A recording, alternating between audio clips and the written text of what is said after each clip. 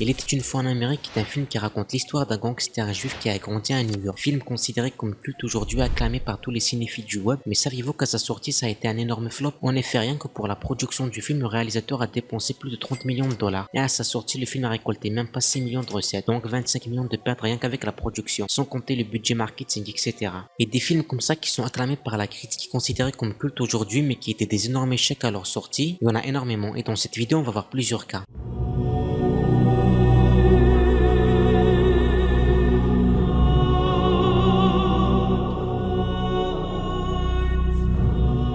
Donnie Darko raconte l'histoire de Donnie Darko, du coup, un jeune adolescent qui souffre de schizophrénie qui a eu un crash d'avion dans sa chambre. Décidément, il a vraiment pas de chance. Mais heureusement pour lui, le crash fait aucune victime, même pas lui. Et du coup, après cet incident, il a des visions qui lui font voir Frank, un ami imaginaire déguisé en lapin, qui le pousse à commettre des actes un peu chelous. D'ailleurs, ce mystérieux lapin lui annonce que la fin du monde est dans même pas un mois, et qu'elle serait provoquée par Donnie qui avait fui sa destinée, en survivant à l'accident. Et ouais, je l'ai pas précisé, mais il a survécu parce qu'il était pas dans sa chambre cette nuit-là. Souffrant de somnambulisme, il était à quelques kilomètres de chez lui. Bref, après ça, plusieurs événements paranormaux se produisent, ce qui causa même des morts. Et de là, Donnie décide d'arrêter de fuir, de voyager dans le temps et d'être là dans son lit quand l'avion se crache. Alors, pour ceux qui ont vu le film, ils savent, mais là, j'ai vraiment rien spoilé. Alors que de base, je résume le film. Parce qu'il est vraiment très complexe, il y a beaucoup de choses que j'ai pas abordées, comme l'identité du lapin, son lien avec Donnie, le fait qu'à la fin, on voit que tout est lié. De la vieille, de son livre, bref, il y a beaucoup de choses. Je vous conseille vraiment d'aller le voir pour comprendre, parce que mon résumé est vraiment claqué, mais je peux pas faire mieux à part si je fais un résumé de 50 minutes. Bref, je vous remets la vidéo. Personnellement, ce film fait partie de mon top 3 des films favoris. La première fois que je l'avais regardé, j'avais l'impression que le film avait baisé mon cerveau sans mon consentement. Et j'ai adoré ça. Ouais, phrase un peu chelou, mais faut le regarder pour comprendre. Donnie Darko est un film culte acclamé par la critique et pourtant à sa sortie, ça a été un énorme échec. Le film a coûté 5 millions de dollars rien que pour la production et à la première semaine, elle avait récolté que 100 000. Il était classé 34e au box-office alors qu'il venait de sortir et ça a créé un cercle vicieux. Plus le film flopait, moins des salles avaient envie de le diffuser. D'ailleurs, le chargé de prod Adam Feld a même déclaré que le film est toujours dans le négatif. Il a jamais rapporté d'argent, même si c'est un peu dur à y croire, vous allez voir après. Et les causes du flop sont nombreuses. Le film a commencé à être maudit bien avant d'avoir été fini. La scène où Donnie a un flingue par exemple. Plusieurs personnes ne voulaient pas financer le film parce que peu de temps avant, il y avait la tuerie de Columbine. Et voir un adolescent avec un flingue à ce moment-là, c'était très risqué. Et une autre raison qui a fait que le film a été un énorme fiasco, c'est la campagne marketing gérée par Newmarket. Parce que quand le film devait sortir et la bande-annonce commençait à être diffusée, il y a eu un autre drame. Le film allait sortir en octobre 2001, mais un mois avant, il y avait les attentats du 11 septembre. Et si vous êtes attentif, vous savez que le film a commencé par un avion qui se crache. Et la promo du film a été basée sur ça. Mais à cause des attentats, la bande-annonce a été mise de côté et plus diffusée. Et le peu de personnes qui l'avaient vu, à ce moment-là, un Shrek ou un Fast and Furious était plus adapté pour eux. Ils voulaient pas du tout entendre parler d'un crash d'avion. Et pas se prendre 2 heures d'angoisse et de dépression au cinéma, étant traumatisé par les attentats. Et ça, c'est la plus grosse raison, mais il y en a d'autres qui ont moins joué. Comme par exemple le casting pas du tout connu. Quand vous le voyez maintenant, ça vous paraît bizarre, mais faut pas oublier que le film était sorti en 2001. Aucun d'entre eux était connu. C'était même le premier rôle de Jack Gyllenhaal, l'acteur principal. Et c'était aussi le premier film du réalisateur Richard Kelly. C'est même ce film qui les a poussés au devant de la scène. Et tout ça a causé l'énorme échec du film. Mais heureusement, à sa sortie en DVD, le film a commencé à faire du bruit et à être apprécié. Le bouche à oreille ont fait son effet. Et il a même été reprojeté dans plusieurs cinémas. Bref, Donnie Darko est un excellent film que je conseille à tout le monde.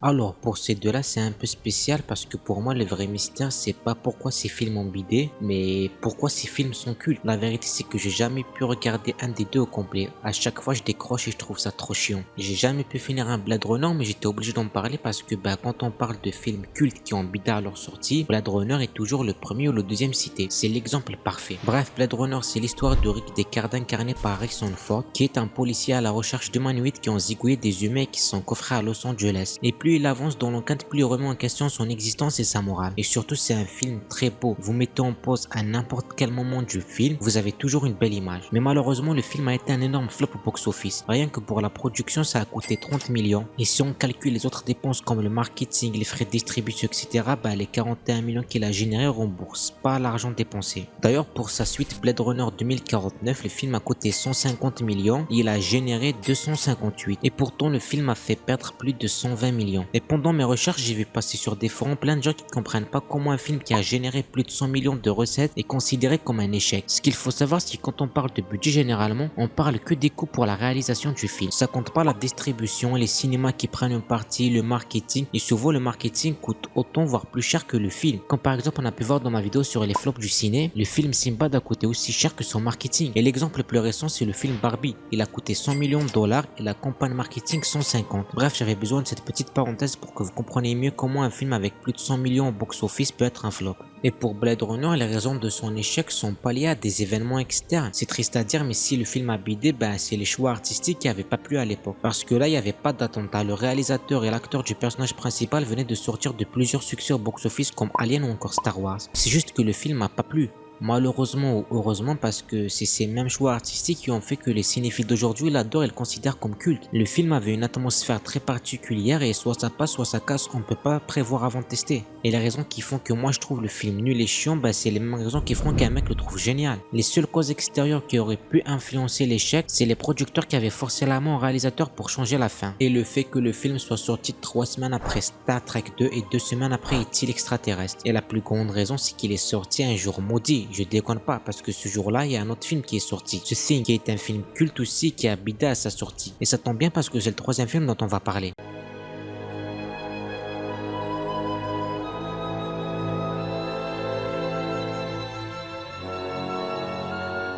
Alors, The Thing est sorti le même jour que Blade Runner, à la différence près que contrairement à Blade Runner, j'ai bien aimé The Thing. Alors, le film raconte la vie d'un groupe de chercheurs en Antarctique qui croisent le chemin d'un alien qui était là pas congelé depuis 100 000 ans et qui a été décongelé, et qui peut prendre l'apparence de n'importe quelle personne ou chose. Dans le cadre du film, les membres de l'équipage. Ce qui les pousse dans la paranoïa la plus totale parce qu'ils savent pas le virus extraterrestre est dans quelle personne. L'ambiance est très angoissante et claustrophobe, réalisée par John Carpenter, le réalisateur de Halloween ou encore The Fog. Donc son prochain film était très attendu, mais malheureusement ça a été un énorme échec commercial. La production du film a été de 15 millions de dollars et la première semaine il a même pas récolté 4 millions. Mais du coup, les raisons du flop, comme pour Blade Runner, la raison c'est que le film était très en avance sur son temps. À sa sortie, le film s'est fait détruire par la critique ciné, dont les plus gros journaux de l'époque, le Los Angeles Times, le Washington Post, le New York Times, qui trouvaient l'histoire nihiliste, ennuyeuse, et pour les effets spéciaux, ils trouvaient ça juste dégueulasse et gore inutilement. Les critiques avaient décrit le film comme de la pornographie gore. Et ce qui a fait qu'entre-temps le film est devenu culte, c'est l'ambiance nihiliste et claustrophobe, la paranoïa qui règne, où tous les membres s'accusaient, les effets spéciaux gore, parce que oui, le film est magnifiquement dégueulasse. Niveau mocheté, on ne peut pas faire plus beau. Et toute l'ambiance du film pousse même le spectateur à devenir parano lui-même. Et ça même après que t'aies fini le film, parce qu'à la fin il reste deux personnages vivants qui se regardent droit dans les yeux, dans un déluge de neige et de flammes, tous les deux parano soupçonnant l'autre d'être contaminé par le virus en attendant lentement de mourir de froid. Donc pas d'happy end, qu'ils soient contaminés ou pas, ils sont condamnés à mort. Et cette fin tragique où les gentils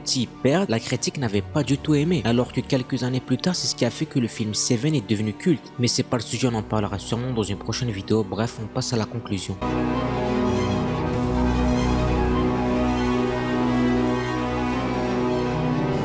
C'est vrai que j'aurais pu parler de plein d'autres comme Fight Club ou encore le Géant de Fer, et on va les faire dans d'autres vidéos, ça c'est sûr. En tout cas, pensez toujours à vous forger votre propre avis sur n'importe quelle œuvre dans n'importe quel genre. Bref, n'oubliez pas de liker, de partager la vidéo si elle vous a plu, de vous abonner, de me suivre sur les réseaux sociaux. Moi je vous dis à plus pour de prochaines vidéos.